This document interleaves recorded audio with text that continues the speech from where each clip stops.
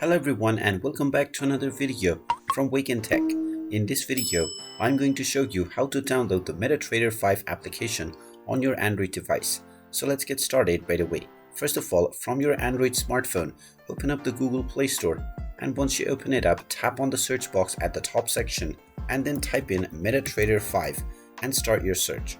Once you find the Metatrader 5 application, tap on it and you will see the install button. Tap on the install button and this will begin the download and installation of the Metatrader 5 application. Just wait for a while until the installation is completed, and then when you see the open button, you can tap on it to open up the application.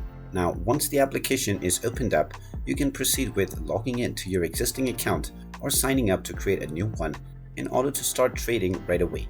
And there you have it. That is how easy it is to download and install the Metatrader 5 application on your smartphone. If you find this video helpful, make sure you hit that like button and subscribe to our channel if you haven't done so already. Also ring that notification bell to never miss another update from us. Thank you for watching and I will see you again in the next video.